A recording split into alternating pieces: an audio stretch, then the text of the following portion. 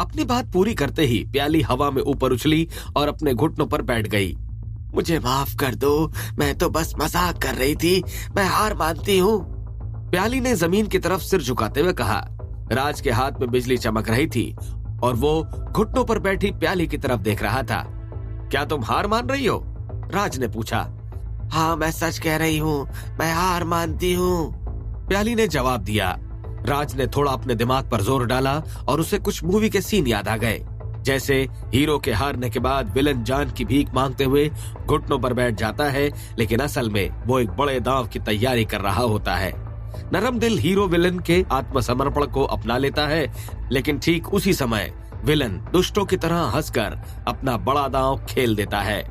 इस बारे में काफी ध्यान लगाकर सोचने के बाद राज ने प्याली को अपने तड़त हस्त से अधमरी हालत में करने का फैसला किया। इसके बाद ही वो आगे कुछ और करना चाहता था, क्योंकि प्याली कई सालों से जादुई दुनिया से जुड़ी थी। ऐसे में उसे हल्के में लेना ठीक नहीं था। अपने दुश्मन को कमजोर समझना आत्महत्या करने जैसा ही होता है। राज अपने सीनियर्स के शब्दों को भुलाने की हिम्मत नहीं कर सकता था। इसी कारण राज रुका नहीं और उसने अपने तड़ित हस्त का निशाना प्याली की तरफ बनाकर रखा। घुटनों पर बैठी हुई प्याली लगातार राज की तरफ देख रही थी। जब उसने देखा कि राज अपने इरादे से टस से मस नहीं हो रहा है और अपने तड़ित हस्त का इस्तेमाल करने ही वाला है, तो प्याली के चेहरे पर मौत छा गई। इसने मेरे आत्मसमर्पण को स्वीकार नहीं किया, कितना निर्दयी इंसान है। प्याली ने अपने दांत पीसे और अपने असली रूप में बदलकर वहां से बिना किसी निशान के गायब हो गई। ये कोई राक्षसों की टेक्निक नहीं, बल्कि प्याली की अपनी टेक्निक थी। कुछ भी हो, वो धरती पर पैदा हुई राक्षस ही थी। कठिन मौके पर उसके पास अपने असली रूप में आकर भागने का एक आखिरी मौका हमेशा रहता था। ये तरीका भागने की टेक्निक जैसा ही था, लेकिन इसमें ज्यादा दूरी तय नहीं की जा सकती थी। अपने असली रूप में प्याली के जिंदा बच जाने की उम्मीद थोड़ी बढ़ जाती थी। राज का तड़ित हस्त सीधा जाकर जमीन पर पड़ा, जिससे गहरा गड्ढा हो गया। चारों तरफ धूल उड़ गई। धूल सही होते ही राज ने देखा कि प्याली आसपास कहीं नहीं थी। राज को ऐसी ही उम्मीद थी, प्याली को हल्के में नहीं लिया जा सकता था। राज ने प्याली को चारों तरफ देखा। थोड़ा ढूंढने के बाद राज को प्याली झाड़ियों में छुपी हुई दिखाई दे गई। आखिर तुम कहां भागने की सोच रही हो? राज ने प्याली की तरफ बढ़ते हुए कहा। राज प्याली को भागने नहीं दे सकता था, क्योंकि प्याली जानती थी कि राज के पास जागरण पत्थर है। इतनी बेशकीमती चीज और लोगों में आसानी से जलन पैदा कर सकती थी। अगर प्याली ये बात सबको बता देती तो राज के जीवन से सुकून चला जाता। आखिर इसने मुझे ढूंढा कैसे? प्याली ने चौकन्ना होकर कहा। वो तुरंत वहां से भागने लगी। तुमने तो अपनी ताकत भी छुपा कर नहीं रखी थी, मुझे तो बस तुम्हारी गंध पता करने की जरूरत थी। राज ने मनी मन सोचा। इंसान रुको, मैं हार मानती हूँ, मैं तुम्हें झांसा नहीं दे रही थी, मैं वाकई हार मान चुकी हूँ। प्याली ने दौड़ते हुए चिल्लाकर कहा, अगर तुम ये लड़ाई खत्म करके मेरा पीछा करना बंद कर दो तो मैं तुम्हारी बात मान लूंगा। राज ने कहा। राज को प्याली को बस वसीम के पास ले जाने की जरूरत थी और वो उसकी पूरी याददाश्त मिटा सकता था। जैसे ही प्याली ने पीछा करने की बात सुनी तो उसे कई सालों पुरानी अपनी कैद याद आ गई। क्या ये इंसानी जादूगर भी मुझे कई सालों तक कैद करने के बारे में सोच रहा है? मैं किसी हाल में इसकी बात नहीं मान सकती, वरना मेरी तो पूरी जिंदगी कैद में खत्म हो जाएगी। प्याली ऐसी किसी भी चाल में नहीं फंसना चाहती थी जिससे उसकी जिंदगी फिर से कैद हो जाएगी। प्याली ने अपने दांत पीसे। उसे पिछली बार अपने टीचर से जब हार मानने वाली टेक्निक की बात सुनी थी तो उसका असर ऐसा नहीं था जैसा अभी हो रहा था। कैद के दौरान उसे कुछ बातें और भी समझ आई थी, जैसे कि जिंदा रहने के 200 तरीके एक धोखे के अलावा और कुछ नहीं था। वो बात अलग थी कि नाउम्मीद के समय ये टेक्निक काम कर सकती थी। इसके बाद प्याली ने अपने दांत पीसे और कामुकता टेक्निक इस्तेमाल की। राज के पास इस टेक्निक को देखकर बोलने को कुछ बाकी नहीं रह गया था। प्याली भी हैरान थी, क्योंकि राज पर उसकी टेक्निक का कोई भी असर नहीं हुआ था। इसलिए प्याली ने पूरी हिम्मत लगाकर कामुकता टेक्निक का इस्तेमाल कर दिया। लेकिन प्याली इस बार फिर हैरान रह गई। क्या इस लड़के की दिमागी शक्ति इतनी ज्यादा है? प्याली ने मनीमन सोचा। आखिर तुम क्या करने की कोशिश कर रही हो? राज ने कहा।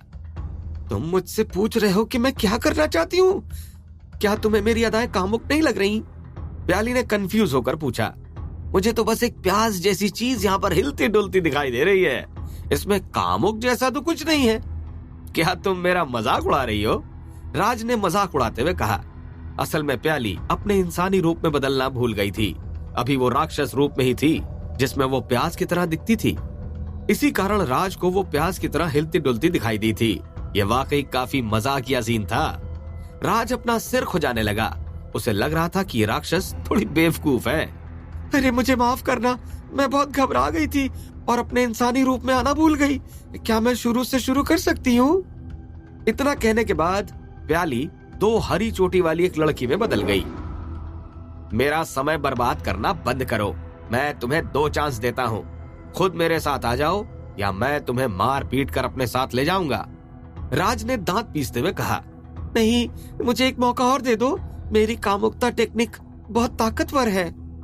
अगर तुम मुझे एक बार इसे और दिखाने का मौका दोगे और इसके बाद भी अगर तुम पर असर ना हुआ तो मैं तुम्हारी बात मान लूंगी। प्याली ने चिंता जताते हुए कहा। राज ने गहरी सांस ली। क्या आज सूरज कहीं और से निकला था? मुझे ऐसे ही अजीबोगरीब लोग क्यों मिलते हैं? पहले मुझे चिरंजीवी कबीले के वो अंकल मिले, अब ये बेवकूफ राक्षस। ये लोग आम लोगों की कैटेगरी में तो नहीं गिने जा सकते। क्या राक्षसों के पास एक आम दिमाग नहीं होता? मुझे कम से कम एक ठीक ठाक लड़ाई करने का मौका तो मिलना ही चाहिए, ताकि मुझे कोई तजुर्बा मिल पाए। राज ने मनीमन सोचा। ठीक है, तो एक बार और तुम्हें मैं मौका देता हूँ। अगर तुम्हारी टेक्निक काम नहीं की तो तुम मेरी बात मानोगी। अगर तुम अपने वादों से मुकर गई तो फिर मुझे मत दोष देना अगर मैं सख्ती बरतूं। राज ने प्याली को उंगली दिखाकर कहा। इसके बाद राज ने अपना तलवार तिलिस्म पकड़ लिया। अगर ऐसे में प्याली भागने की कोशिश करती है तो वो अपने तिलिस्म का इस्तेमाल करके उसे रोक सकता था। तो ध्यान से देखो, मैं तुम्हें गारंटी देती हूँ कि मुझे देखकर तुम खुद पर काबू नहीं रख पाओगे। प्याली ने अपने बाल उड़ाते हुए कहा। प्याली ने अपनी पूरी ताकत लगाकर कामुकता टेक्निक का इस्तेमाल किया, जिससे उसका चार्म कई गुना बढ़ गया। प्याली बहुत कामुक लगने लगी थी। ऐसे में कोई भी उसे नजरअंदाज नहीं कर सकता था। प्याली अपनी अदाएं राज के सामने दिखाने लगी थी। उसे अपनी टेक्निक पर पूरा भरोसा था। उसे लग रहा था कि ऐसे में तो कोई लड़की भी उसे देखने से खुद को नहीं रोक सकती थी। ऐसे में इंसानी जादूगर का तो कोई सवाल ही नहीं उठता था। प्याली की परफॉर्मेंस खत्म होते ही राज ताली बजाने लगा। बहुत ही बढ़िया, राज ने तारीफ करते हुए कहा। बस इतना ही? प्याली को अपनी आंखों पर भरोसा नहीं हो रहा था। मैंने सब कुछ अच्छे से देखकर तालियां तो बजा दी ना, इतना काफी नहीं है। तुम्हें पता होना चाहिए कि मेरा स्टैंडर्ड थोड़ा ज्यादा है। खैर, अब काफी बातचीत हो गई। अब जैसा तुमने वादा किया था वैसा करो। अब छटपटाना मत दिखाना और मेरे पीछे आ जाना, वरना मैं तुम्हें पीट कर भी अपने साथ ले जा सकता हूँ। राज ने झुक कर कहा। तुम वाकई एक मर्द ही हो ना? तुम पर कोई असर क्यों नहीं हुआ? प्याली ने उंगली दिखाकर राज से कहा। लगता है तुम बातों से नहीं लातों से ही मानोगी। राज ने असल में उस कामुकता के असर को छुपा लिया था, इसलिए ही वो झुक कर खड़ा था। मुझे माफ करना, मैं अपनी बात वापस लेती हूँ और अब मैं अच्छे से तुम्हारी बात मानकर तुम्हारे साथ चलूंगी। प्याली ने कहा। अब उसके पास करने या कहने को कुछ भी बाकी नहीं बचा था। राज ने अपना सिर हिला दिया। इतने में ही रूबी की कार आ गई। उसकी टाइमिंग एकदम परफेक्ट थी। अगर वो थोड़ी देर पहले आई होती तो उसे विस्फोट का अंदाजा हो सकता था, और अगर थोड़ी देर से आई होती तो राज प्याली के साथ निकल चुका होता। अब अपने प्याज वाले राक्षस रूप में आ जाओ और मेरा पीछा करो। भागने के बारे में सोचना भी मत। अगर तुमने ऐसी कोशिश भी की तो तुम्हारी मौत आ जाएगी। राज ने अपना तलवार तिलिस्म निकाल कर कहा। राज की बात सुनते ही प्याली प्याज जैसे राक्षस में बदल गई। क्या तुम मुझे कैद करने के बारे में सोच रहे हो? तुम मुझे ज्यादा दिनों तक कैद तो नहीं रखोगे ना? मैं पिछले कई सालों से कैद थी। प्याली ने पूछा। ये पिछले कई सालों से कैद में थी? राज ने मनीमन सोचा। वरना मैं तुम्हें एक जादूगरी की टेक्निक देती हूँ ताकि तुम कम समय तक मुझे कैद में रखो। राज का जवाब न पाकर प्याली ने आगे कहा। कई सालों पहले प्याली ने लालटू से एक टेक्निक चुराई थी, जिसके बाद लालटू उसे कभी नहीं मिला। चिंता मत करो, तुम कैद में नहीं रहोगी। अब चलो, हम मेरे सीनियर के पास चल रहे हैं। अगर हमने जल्दी की तो तुम कुछ दिनों में ही आजाद हो जाओगी। राज ने कहा। सचमुच? प्याली की आंखों में राज की बात सुनकर चमक आ गई। हाँ, तुम्हें कैद रखने की मेरे पास कोई वजह नहीं है, राज ने कहा। ठीक है, प्याली ने कहा। इसके बाद राज ने प्याज में बदल चुकी प्याली को पकड़ा और उछलकर पहाड़ी रास्ते पर आ गया। अब वो रूबी के पहुंचने का इंतजार कर रहा था। जल्दी बैठ जाओ, चाची बहुत गुस्से में है और मुझे नहीं लगता कि चाचा उन्हें संभाल पाएंगे। चाचा ने मुझसे कहा है कि मैं तुम्हें जल्दी से जल्दी लेकर आऊं। गाड़ी रोकने के बाद रूबी ने कहा। जब रूबी राज के पापा और बाकी लोगों को लेकर लौटी तो राज की मम्मी काफी कंफ्यूज हो गईं। लेकिन जब उन्हें पता चला कि राज के पापा का एक्सीडेंट हुआ था तो उनका पारा चढ़ गया। अभी राज के पापा तन्मय और घसीटे लाल एक किनारे पर बैठे राज की मम्मी की डांट सुन रहे थे। बस इसीलिए ही राज के पापा ने जल्दी से जल्दी राज को लाने भेजा था ताकि वो अपनी मम्मी का गुस्सा कम कर पाए। राज ने हंसकर कहा। इसके बाद वो गाड़ी में बैठ गया। राज, तुम अपनी कमर मोड़कर क्यों बैठे हो? रूबी ने कंफ्यूज होकर पूछा। क्या रूबी को राज के साथ हुई सभी घटनाओं के बारे में पता चल जाएगा? क्या राज रूबी से अपनी बातें छुपा पाएगा?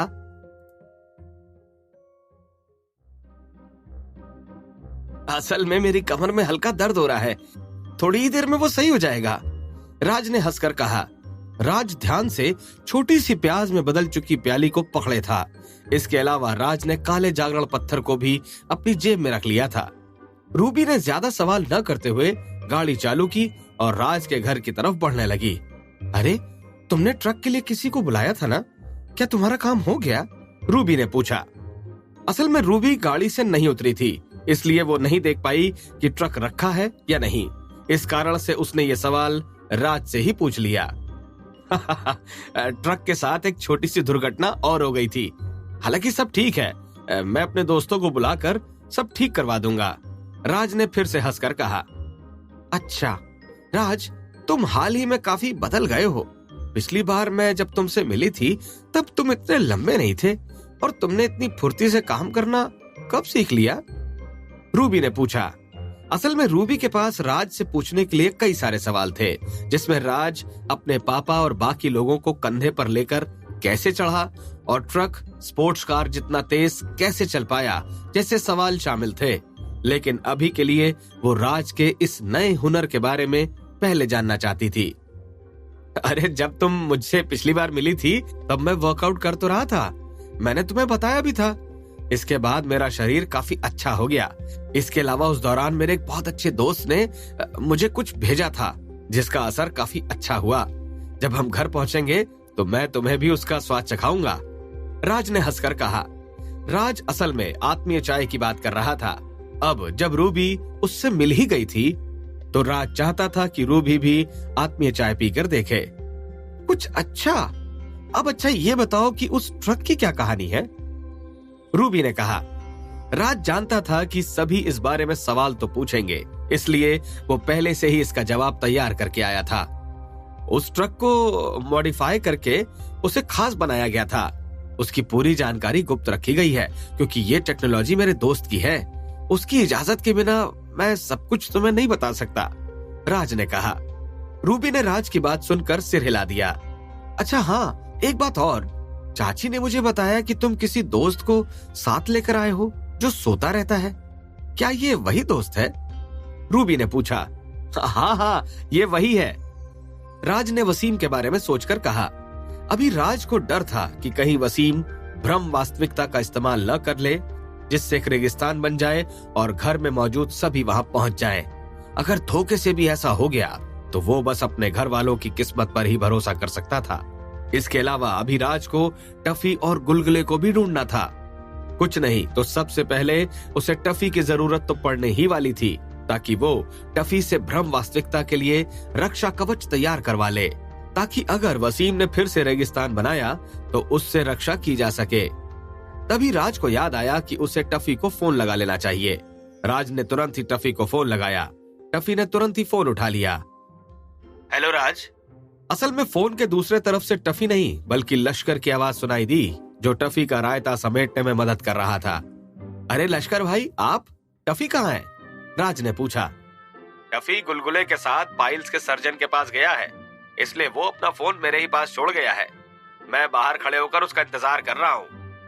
लश्कर ने गहरी सांस लेकर कहा। आज दोपहर को जब लश्कर ने टफी का एक्सीडेंट का रायता समेटा था, तो उसके बाद टफी ने फोन करके उसे फिर बुला लिया था।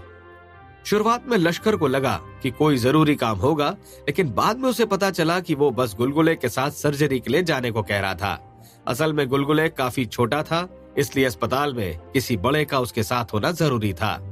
लश्कर भाई, आप इतना परेशान हुए उसके लिए शुक्रिया, राज ने दिलासा देकर कहा। कोई बात नहीं, टफी ने कहा था कि गुलगुले को कल भी इलाज की जरूरत होगी। मैं कल दोपहर को उन्हें तुम्हारे पास भेज दूंगा, इसमें कोई दिक्कत तो नहीं है ना? लश्कर ने गहरी सांस लेकर कहा। ठीक है, बाकी आप मेरी वजह से काफी परेशान हो रहे हो, राज ने जवाब दिया। अब जब लश्कर टफी और गुलगुले को भेजने वाला था, तो राज को उन्हें लेने जाने की जरूरत नहीं थी। अरे इसमें परेशान होने जैसा कुछ नहीं है, ये तो मेरा फर्ज बनता है। असल में मुझे भी छुट्टियों की जरूरत होती है, शायद एक हफ्ता काफी होगा। पहले लश्कर ने जोर से हंसा और फिर धीमी लेकिन सुनाई देने वाली आवाज में कहा, कोई दिक्कत नहीं है लश्कर भाई, इस बार जब आप टफी को मेरे पास भेज देंगे तो मैं पूरी कोशिश करूंगा कि एक हफ्ते तक वो कोई नई परेशानी न खड़ी करे, राज ने कहा। शुक्रिया राज, तुम्हारा बहुत बहुत शुक्रिया, लश्कर ने कहा। अरे ऐसी कोई बात नहीं है, असल में लश्कर भाई, मेरे घर के पास भी एक छोटा सा एक्सीडेंट हो गया है। सीनियर वसीम जो ट्रक लेकर आए थे, वो पहाड़ से ढलान पर उतर गया। आप यहाँ पर आकर उसके सारे सुराग मिटाने में मेरी मदद कर दो, आपके अलावा मैं किसी और से कह भी नहीं सकता, राज ने शर्मिंदा होकर कहा। सीनियर वसीम? अच्छा, कोई दिक्कत नहीं है, मैं जब टफी को छोड़ने आऊंगा तो मैं सब देख लूंगा, लश्कर ने कहा। ठीक है, तो फिर जल्दी ही मिलते हैं, राज ने राहत की सांस लेकर कहा। क्या ये वही दोस्त था जो ट्रक का काम निपटाने वाला था? राज का फोन कटते ही रूबी ने पूछा। हाँ, ये वही था। जब वो आएंगे तो वो उस जगह को पहले की तरह बना देंगे, मैं उन्हें बार बार परेशान कर रहा हूँ, राज ने मुस्कुराकर कहा। इस दौरान देहरादून सिविल एविएशन सेंटर में छोटा लंकेश उठ चुका था। बेहोशी टूटते ही वो अपने पलंग से उछलकर उठा। उसके शरीर में एक अलग जकड़न थी। अरे आखिर मैं बिस्तर से ऐसे कूदकर क्यों उठा? छोटा लंकेश ने हैरान होकर सोचा। इसके बाद जब उसके बिस्तर के पास बैठे लोगों पर उसकी नजर पड़ी तो उसे थोड़ा होश आया। चेतना और एविएशन के कुछ लोग छोटा लंकेश के आसपास बैठे थे। वो सब के सब बस छोटा लंकेश को ही घूर रहे थे।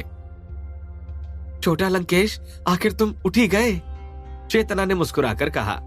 चेतना को देखकर छोटा लंकेश का चेहरा शर्म से लाल हो गया। असल में एविएशन सेंटर में छोटा लंकेश की तरह ही बहुत से लोग चेतना को पसंद करते थे। छोटा लंकेश, अब कुछ बताओ कि तुम्हारे 2 दिन कैसे बीते? क्या वो दोनों अमीर लोग मस्ती करने के लिए तुम्हें कहीं ले गए थे? एक इंस्ट्रक्टर ने पूछा। अमीर लोग मुझे कहीं ले गए थे? छोटा लंकेश ने हैरान होकर पूछा। उसने अपनी भौहें सिकोड़ी और याद करने की कोशिश करने लगा, लेकिन उसे ठीक से कुछ भी याद नहीं आया। आखिरी चीज उसे यही याद थी कि वो 2 अमीर लोगों के साथ हेलीकॉप्टर में बैठा था, लेकिन उसके बाद उसे कुछ भी याद नहीं था। अपने साथियों की आंखों में एक जवाब की चाहत देखकर छोटा लंकेश को कुछ गलत का एहसास हुआ। जब मैं गया तो क्या कुछ अजीब हुआ था? छोटा लंकेश ने पूछा। तुम्हें नहीं पता? ये देखो, ये एक स्पेस क्राफ्ट का वीडियो है जो हाल ही में अंतरिक्ष से आया है, एक इंस्ट्रक्टर ने छोटा लंकेश को वीडियो दिखाकर कहा। छोटा लंकेश ने देखा कि लोग कुर्सियों पर बैठे हैं। इसके बाद जनता ने अगस्ता अगस्ता चिल्लाना शुरू कर दिया, जिसके बाद वीडियो में एक अंतरिक्ष यात्री ने अपना हेलमेट उतार दिया। फिर जनता ने एंथोनी एंथोनी चिल्लाना शुरू कर दिया। एंथोनी नाम सुनते ही छोटा लंकेश के दिमाग में एक घंटी सी बज गई। इस नाम के बारे में सोचते ही छोटा लंकेश के शरीर में एक दर्द सा उठा। लेकिन छोटा लंकेश ने देखा कि वीडियो में दूसरे अंतरिक्ष यात्री ने हेलमेट नहीं उतारा, जिसके बाद उसके क्रू ने उसका हेलमेट उतारने में मदद की। अपने आप को वीडियो में देखकर छोटा लंकेश हैरान रह गया। ये तो मैं हूं ना? छोटा लंकेश ने पूछा। ये तुम हमसे पूछ रहे हो? हम तुमसे यही सवाल पूछना चाहते हैं, चेतना ने पूछा। मुझे कुछ भी याद क्यों नहीं है? शायद मैं अपनी याददाश्त भूल गया हूँ, छोटा लंकेश ने अपना सिर खुजाते हुए कहा। यह देखकर चेतना और बाकी लोग एक दूसरे को देखने लगे। यार एंथोनी, एंथोनी, आखिर ये एंथोनी है कौन? छोटा लंकेश ने दांत पीसकर कहा। इतना बोलते बोलते ही उसकी बात बीच में रुक गई। आखिर ये प्यारे भाई वसीम कौन है? अचानक ही छोटा लंकेश ने कहा। प्यारे भाई वसीम? क्या तुम उस अमीर वसीम की बात कर रहे हो जो तुम्हारे साथ गया था? चेतना को तभी बाबा बैरागी के डॉक्यूमेंट्स याद आए जो उसने वसीम और राज की जानकारी के लिए दिए थे। वसीम, वसीम, वसीम। छोटा लंकेश अपना सिर खुजलाने लगा। एंथोनी, एंथोनी, प्यारे भाई वसीम, वसीम। छोटा लंकेश के दिमाग में यादों के टुकड़े आ रहे थे, लेकिन उन्हें एक साथ जोड़ना उसके बस में नहीं था। सफेद घोड़ा, रेगिस्तान, हरे कपड़े पहने एक लड़का, फिस्ट टेक्निक, जोरदार पिटाई। इतना सोचते सोचते छोटा लंकेश के आंसू निकल आए। अरे मैं आखिर रो क्यों रहा हूं? छोटा लंकेश ने आंसू पोंछते हुए कहा। लेकिन वो जितना अपने आंसुओं को पोंछता उतने ही उसके आंसू और निकल जाते। अजीब बात है, मुझे इतना बुरा क्यों लग रहा है? मैं आखिर रोना क्यों चाहता हूं? छोटा लंकेश ने हैरान होकर सोचा। चेतना और बाकी लोग छोटा लंकेश को देखते रहे। उन्हें लग रहा था कि छोटा लंकेश के साथ कोई दुखी तजुर्बा हुआ है। इधर रूबी की कार राज के घर के सामने रुक चुकी थी। चलो जल्दी अंदर चलो, चाचा तुम्हारे ही आने का इंतजार कर रहे होंगे। जाकर उन्हें डांट से बचा लो। रूबी ने हंसकर कहा। मैं अभी जाता हूं, राज ने कहा और चुपके से प्याली से बोला। एक बात याद रखना, मेरे घर में पहुंचकर अपना असली रूप मत दिखाना। किसी को नहीं पता चलना चाहिए कि तुम एक राक्षस हो, वरना आगे मुझे दोष मत देना। प्याली ने डर कर अपना सिर हिला दिया। क्या राज अपने पिता को डांट से बचा पाएगा? क्या वसीम समय रहते नींद से जागकर प्याली की याददाश्त मिटा पाएगा?